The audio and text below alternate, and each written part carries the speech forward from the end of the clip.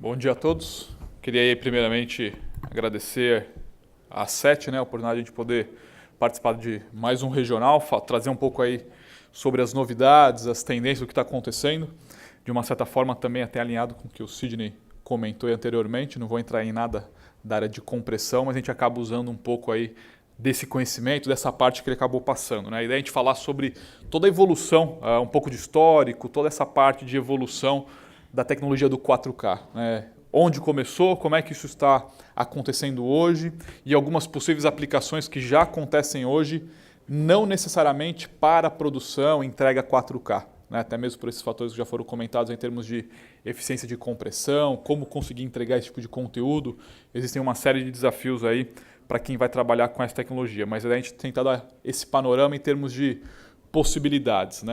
E, na verdade, esse contexto todo do 4K, que a gente hoje acaba comentando, está muito discutido e foi amplamente demonstrado por diversos fabricantes durante a NAB, está muito relacionado com a questão da produção do conteúdo. Hoje, diversos produtores de conteúdo, entre emissoras de TV, produtoras, quem gera o conteúdo, busca maneiras de tentar trazer melhorias, experiências diferenciadas para o espectador final.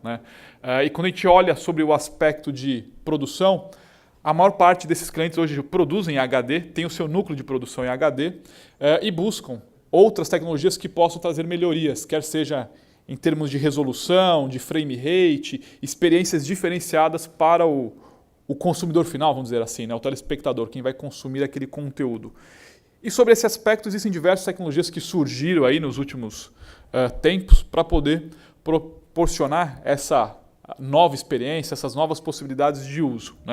E uma das que é muito debatida é a questão do 4K, por quê? Porque o 4K ele pode ser usado na cadeia de produção, pode ser usado na área de entrega de conteúdo, ele pode ser usado como uma base de produção para você poder produzir conteúdo HD mesmo, diferenciado. Então acaba sendo uma vertente entre diversas que existem hoje no mercado, que traz uma série de possibilidades. Quando a gente fala de 4K, é nada mais nada menos a gente sair do tradicional Full HD de 1920 pixels por 1080 linhas e passar a trabalhar com um quadro relativamente maior. Muitas vezes a gente fala que é uma imagem com 4 vezes mais resolução, não é o termo correto, mas se a gente analisar em termos de número de pixel, equivale a 4 imagens HD ali dentro. A gente tem 4 quadrantes que compõem ali a equivalência de imagem. Então a gente tem o 4K com praticamente 4.000 pixels aí de resolução e o dobro de linhas. Então a gente vai para 2.160 linhas. E é interessante a gente conhecer um pouco de onde vem isso daí. A ideia é a gente também poder falar um pouquinho onde começou esse 4K e para onde ele está seguindo. Na verdade, para a gente falar de 4K e a origem dele, está muito relacionado com a própria evolução que a gente teve da TV digital. O início do SDTV, as transmissões analógicas que foram digitalizadas, ainda num ambiente Standard Definition, que evoluiu naturalmente para o Full HD, trabalhando aí com 1920 pixels, 1080 linhas, e que na área de produção, principalmente de cinema, por volta aí de 2001, começou a se discutir muito como digitalizar o cinema, e surgiu o tal do 2K, que na verdade sempre foi uma imagem aí com um pouco mais de resolução, trabalhando com 2048 pixels, e que era usado para entrega de conteúdo de cinema digital. Só que essa tecnologia, mesmo na área de cinema, não se mostrou totalmente eficiente para as aplicações e surgiram aí pesquisas e evoluções em termos de melhoria que deu origem ao 4K. E novamente no 4K a gente passa a ter aí duas situações, que é o chamado QFHD, o 4K de televisão, muitas vezes dito, que é o 3840, e o 4K por 2K, que é a origem básica do cinema digital. Então existe essa diferenciação de ambos são chamados de 4K, mas as origens são diferentes. Um mais voltado para a área broadcast e um outro mais voltado para a aplicação de cinematografia, conteúdo de cinema, na sala de cinema com os projetores. Inclusive, toda essa questão do 2K e 4K veio do mercado de cinema.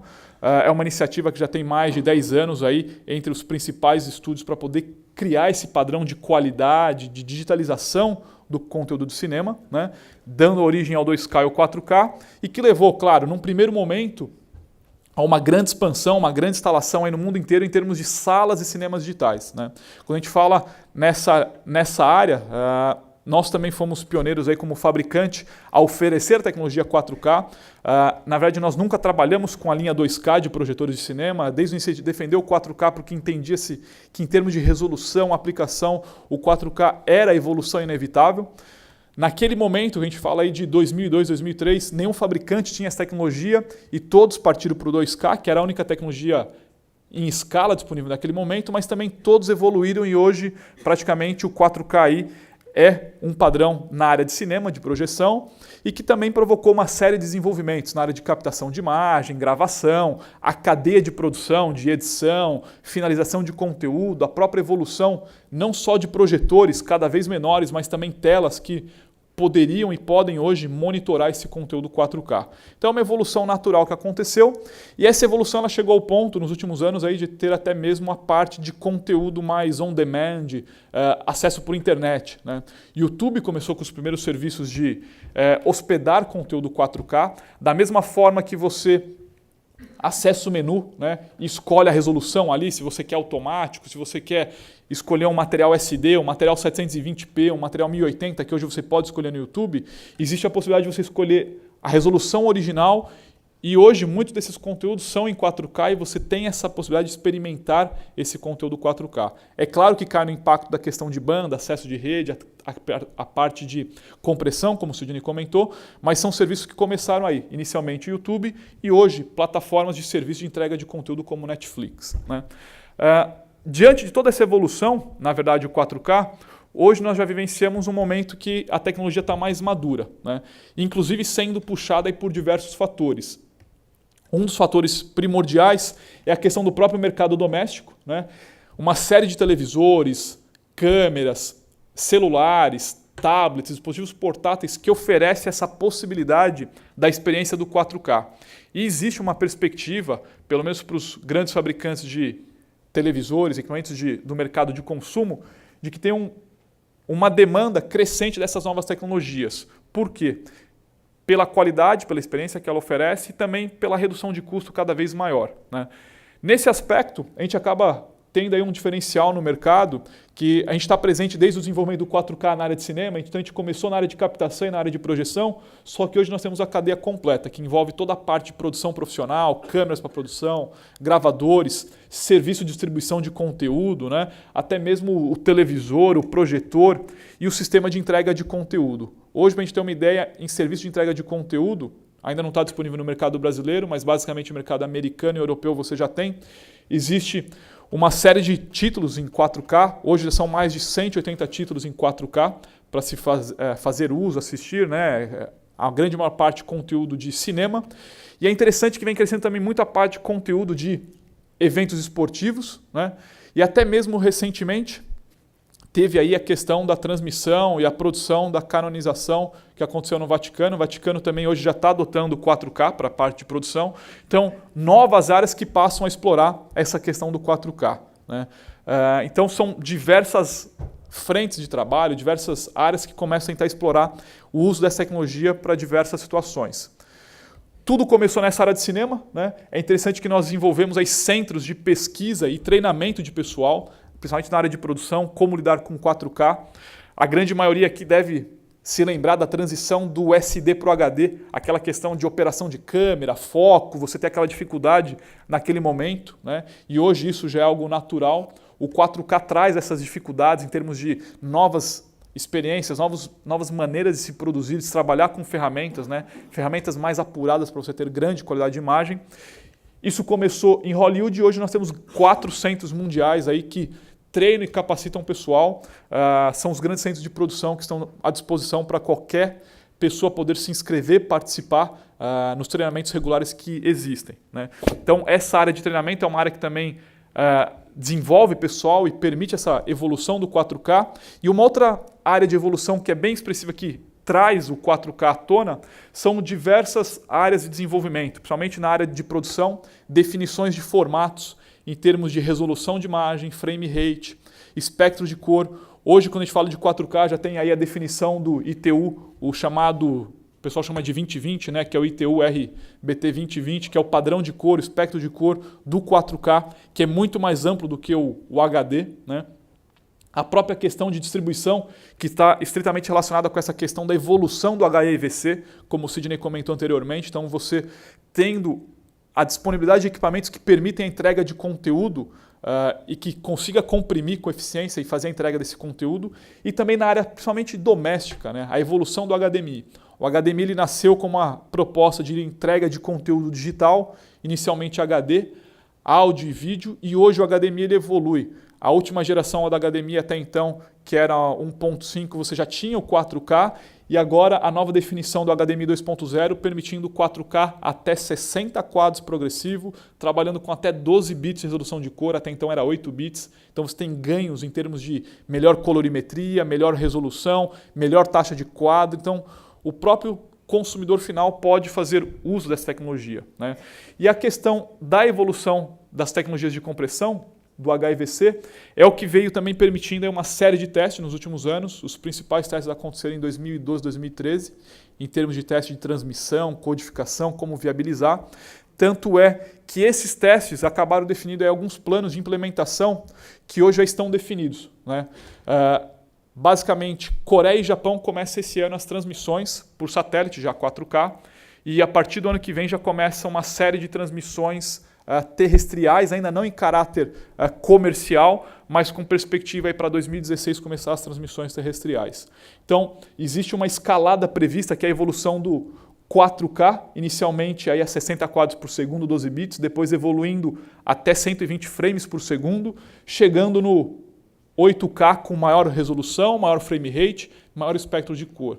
Ou seja, um horizonte aí de praticamente, a gente está falando de 6 a 8 anos, com uma grande evolução tecnológica, justamente por essa série de tecnologias, virtualização de processamento, processamento por software, toda a parte de evolução tecnológica que o mercado está desenvolvendo e colocando aí à disposição dos broadcasts, dos produtores de conteúdo. Então, esse cenário de produção HD é interessante a gente estar com ele em mente, porque o mesmo conceito que no passado muitos clientes fizeram a transição do SD para o HD, ainda entregando conteúdo SD, só que com o benefício do ganho da qualidade de imagem, da qualidade de produção que o HD trazia, é o que a gente começa hoje a vivenciar com a questão do 4K, né? Muitos buscando a alternativa de novas tecnologias para quê? Para entregar esse conteúdo final HD com melhor qualidade e possibilitando essa evolução natural com o passar do tempo, quando for o momento de ir para 4K, poder entregar conteúdo 4K, com serviços que disponibilizam isso, com tecnologia de compressão que vai disponibilizar isso. Quando a gente fala de compressão hoje, é interessante notar que os televisores hoje saindo comercialmente para aplicação 4K, muitos deles já saem com chipset com capacidade de HEVC, então já existem serviços que permitem a entrega desse conteúdo, a decodificação no próprio televisor. Então a tecnologia realmente ela está aí sendo colocada à disposição para uso. E existe a principal questão, que é o conteúdo, onde é que está o conteúdo, né? E essa questão do conteúdo ela está também baseada por uma série de evoluções. A parte de captação de imagem, quando a gente fala de 4K, acaba trazendo algumas novidades, ou até mesmo diferenças, né, para quem é tradicionalmente da área de TV. Na área de TV, tradicionalmente, a gente sempre trabalhou com câmeras com 3 sensores, e a câmera de 3 sensores sempre teve aquela característica de sensor de 2/3 de polegada, você ter uma imagem com alta riqueza de informação, né? O plano infinito ali, uma imagem muito rica em informação. E quando a gente fala de 4K, o 4K, como ele nasceu do cinema, é natural a procura pela linguagem mais de dramaturgia, né?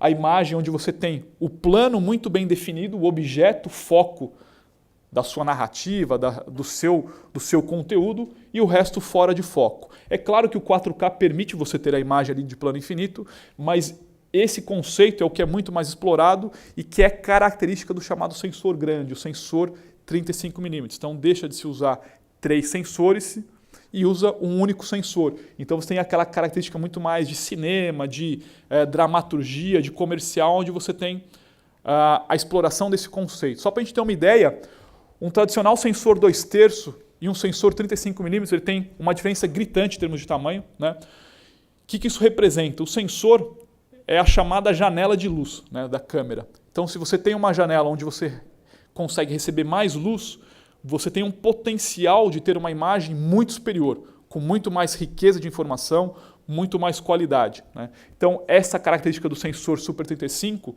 que veio do cinema, tem essa diferença em termos de ótica, seletividade do plano focal e também essa questão de muito mais luz, muito mais riqueza. É por esse motivo que quando se fala em 4K, costuma-se usar o sensor maior, né? Por quê? O sensor maior permite a gente crescer o número de pixels e manter os pixels grandes. Por quê? Não adianta nada a gente ter um sensor pequeno, vamos dizer, um sensor 2/3, e que a gente aumenta intensamente o número de pixels, esses pixels são cada vez menores, e esses pixels, por serem menores, não têm a capacidade de receber luz, acaba sendo ruidoso, você tem uma imagem de alta resolução, mas de baixa qualidade. Então, o sensor grande ele traz esse benefício, né? Inclusive, esse aqui é o dilema da indústria de fabricação de sensores, né? Aumentar o número de pixels, mas manter um tamanho que seja razoável desses pixels para que se tenha imagem de qualidade, né? Senão não adianta ter ganho de resolução, ao mesmo tempo que tem perda de qualidade de captação dessa imagem. Então, como balancear isso, né? Para a gente ter uma ideia, uma câmera HD ela gira em torno de 6 megapixels. São 3 sensores de 2 megapixels cada um, né? 2 megapixels é o Full HD. Então, com 6 megapixels a gente faz a imagem Full HD. Quando a gente fala de 4K, se fosse efetivamente como é feito igual com 3 sensores, nós precisaríamos de pelo menos 26 megapixels para conseguir fazer 4K. E processar hoje 26 megapixels, não existe nenhum fabricante hoje capaz de fazer isso em tempo real para processamento de vídeo, né? Então, de alguma maneira, você tem que fazer essa redução de bit para manipular. E hoje, em termos de tecnologia de câmera de maior resolução, hoje no mercado de cinema, é uma câmera que chega aí hoje a 20 megapixels, que é da nossa linha, né? E consegue processar a taxa, para a gente ter uma ideia, de 36 gigabits por segundo o sensor dela. Então é o sensor e o processamento de maior velocidade e capacidade de processamento que tem hoje comercialmente disponível, né? E essa característica do sensor grande também permite a gente ter uma série de riquezas em termos de captação da imagem, resolução de cor. Hoje essas câmeras, os sensores são capazes de trabalhar com até 16 bits em termos de captação de cores. Quando a gente sai de uma câmera 8-bit e pula para 16 bits, isso aqui é a variação de cor para uma mesma cor. Então eu pego o meu tom de vermelho, por exemplo, eu tenho 256 tons em 8 bits e eu consigo saltar para mais de 65 mil tons de vermelho, né? É por isso que o espectro de cor do 4K é muito mais rico, traz muito mais experiência, porque essas tecnologias permitem isso. Inclusive, quando a gente monitora um sinal 4K, muitas vezes num monitor HD, ele tem uma característica mais lavada, sem riqueza, e que depois você vai no ambiente de pós-produção, você faz toda a parte de correção de cor, tratamento, você entrega a imagem como você quer, né? Você consegue fazer a entrega do conteúdo com alta qualidade. E nesse conceito nós temos aí uma série de modelos, a gente convida quem tiver interesse a conhecer mais sobre eles, nos procurar para falar sobre eles, desde câmeras compactas até as câmeras de grande porte, aí, maior porte. Hoje o nosso carro-chefe é a chamada F5 e F55, né? Que além de ser 4K, são câmeras que permitem hoje produção em alta velocidade, são câmeras que estão sendo usadas principalmente em produção esportiva, né? Por quê? Porque permite você fazer, por exemplo, gravação RAW sem compressão a 120 quadros por segundo, ou então 2K até 240 quadros, ou mesmo com compressão, chegando a 120, 180 quadros por segundo, ou uma câmera mais compacta, dependendo da aplicação, 240 quadros em Full HD, até 960 quadros por segundo, com uma pequena perda de resolução. Ou seja, a tecnologia do sensor 4K e a alta capacidade de processamento hoje permite essas aplicações de alta velocidade. Então, eventos esportivos, produção comercial, mesmo em produção jornalística, documentários, né, as matérias especiais, isso é muito procurado, essa questão da alta velocidade. Esse conceito de captação 4K vale não só para essas câmeras compactas, né? Você tem as câmeras de 35mm, hoje já existem câmeras com sensor menor, por exemplo, isso aqui é um exemplo de uma câmera com um sensor de 2/3, trabalhando aí com 4K, fazendo gravação 4K. Então você tem aí essas opções, né?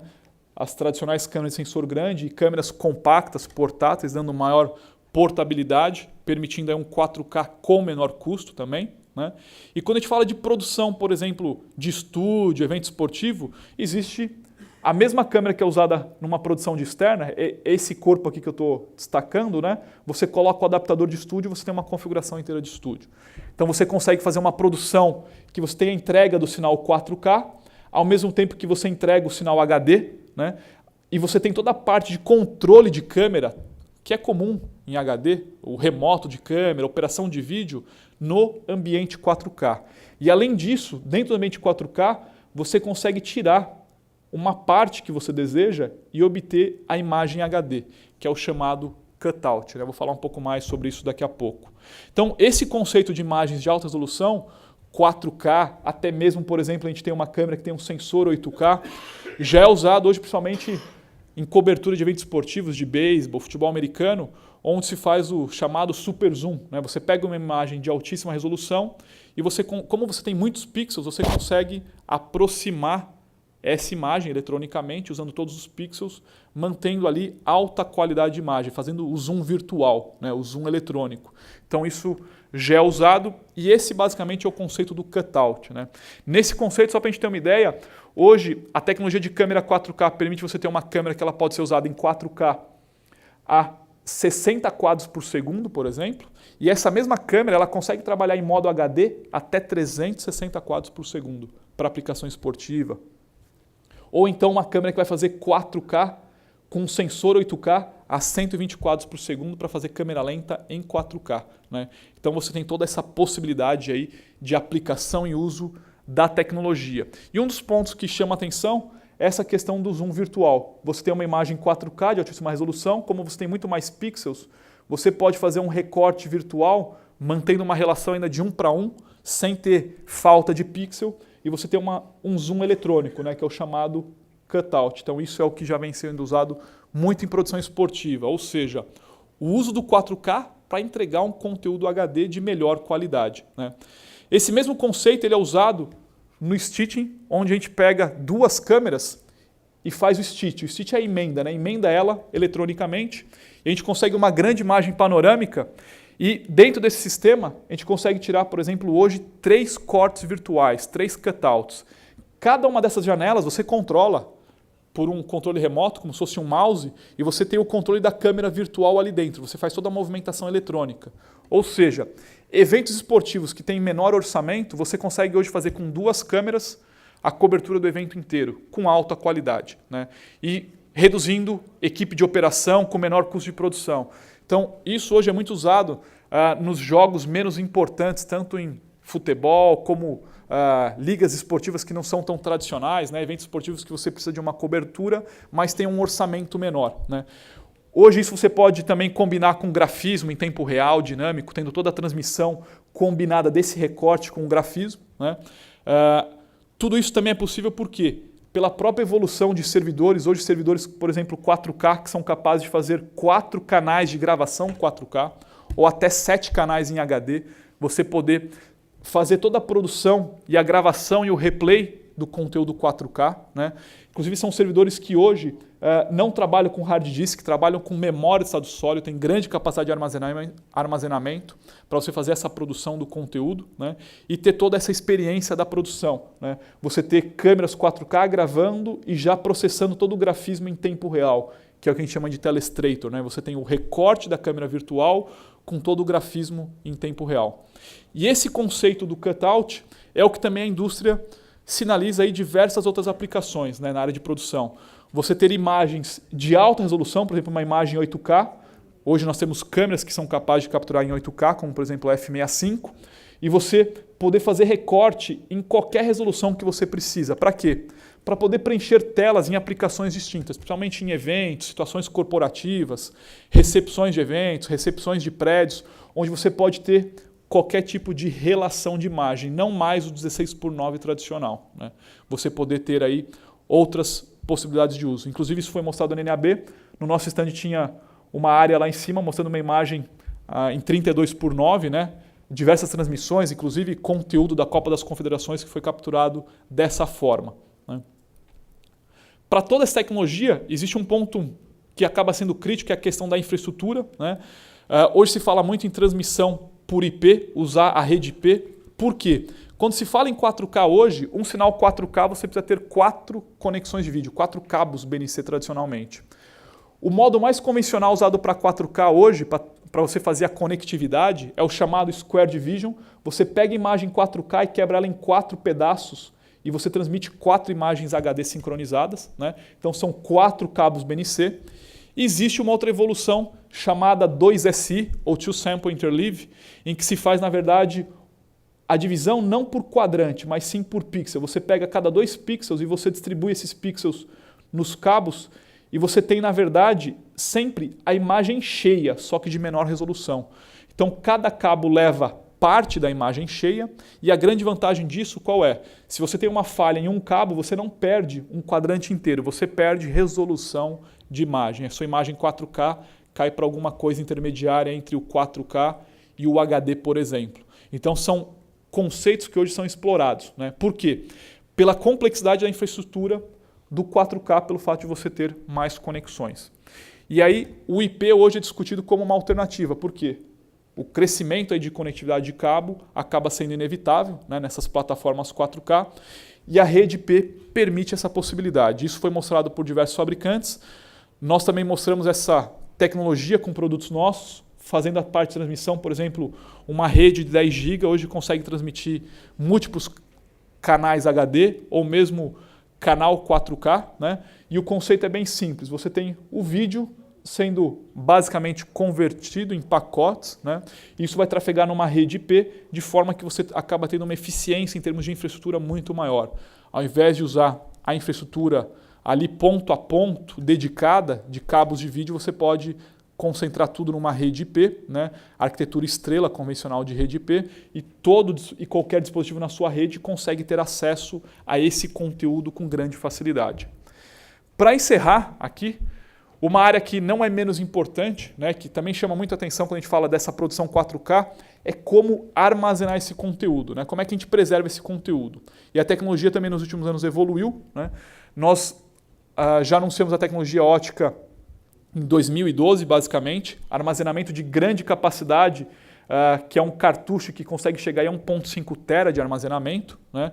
Sendo uma alternativa para as mídias magnéticas que acabam tendo uma série de questões em termos de preservação, durabilidade com o passar dos anos. Então, quem quer gravar e fazer o acervo de vídeo permanente, a mídia ótica acaba sendo uma alternativa.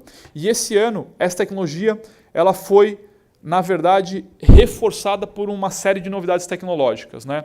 Hoje já existem uma série de produtos, desde gravadores, drives, USB, robóticas que permitem o escalonamento com grande facilidade para sistemas de arquivo. Né?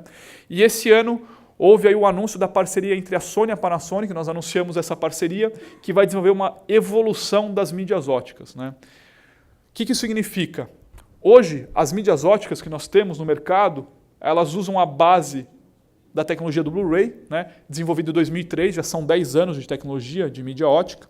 Essa tecnologia ela começou com um disco igual o CD ou DVD, que tem 23 GB e hoje chega a 128 GB com 4 camadas. E essa tecnologia ela tem total compatibilidade. Você lê o DVD e lê o CD. Né? Então são mais aí de 30 anos de evolução tecnológica que você tem total compatibilidade. Você pode pegar qualquer mídia antiga e ler esse conteúdo.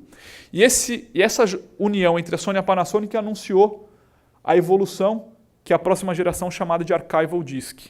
Um disco só, né, igual o CD, o DVD ou o Blu-ray, que vai ter a primeira geração começando com 300 GB e chegando até 1 tera na terceira geração, a previsão.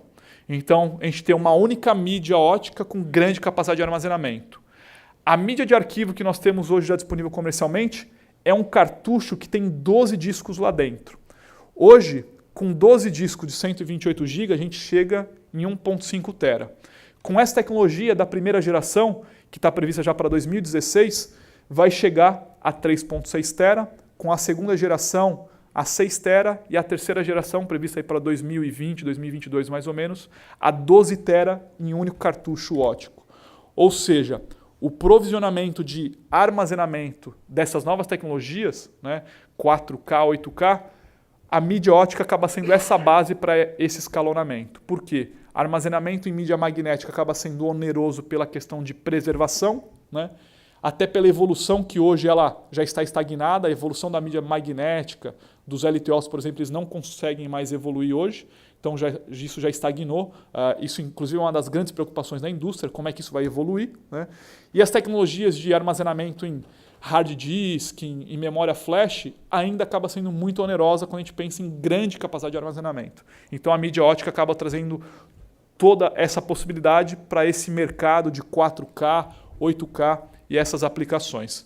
Então, a ideia principal era poder passar esse panorama, né, desde o histórico do 4K, o que vem acontecendo, como é que está o mercado hoje, e principalmente essa possibilidade do uso dessas tecnologias tanto para a produção 4K, que é o que aconteceu, por exemplo, ano passado na Copa das Confederações, houve produção de conteúdo 4K, testes dentro de estádio, fazendo transmissão fechada de conteúdo 4K.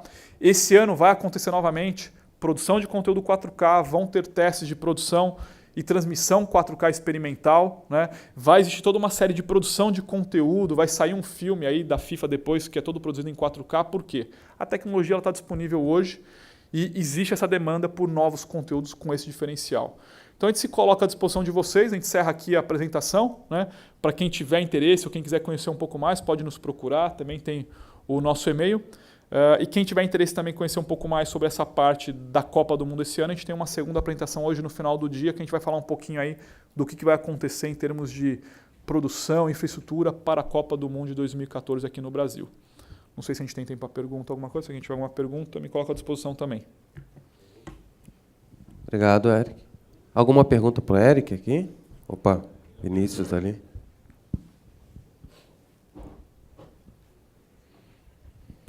Ô, Eric, tudo bem? Tu falou aí das vantagens do arquivamento em disco óptico, né, em relação à Sony, mas ela lançou recentemente essa fita com 185 TB. Pode falar um pouco mais sobre isso? Posso falar. Na verdade, não lançou, né? E isso inclusive, é um ponto que está gerando questionamento da fita magnética, né? Uma fita magnética de altíssima densidade, justamente por esse problema do LTO, em termos de para onde vai essa tecnologia que ela está sendo saturada, e na área de TI existe uma demanda para o armazenamento de dados. E foi anunciado logo depois da NAB essa tecnologia, né? Na verdade em caráter de laboratório. Não é uma tecnologia estável ainda, é tecnologia Sony também, de armazenamento de dados em fita magnética. Quer queira ou não, nós temos mais de 40 anos de tecnologia de manipulação de magnéticos, então a gente sempre tem esse desenvolvimento. Mas é uma tecnologia que ela não tem perspectiva de lançamento comercial, pelo menos num espaço aí de pelo menos de 6 a 8 anos.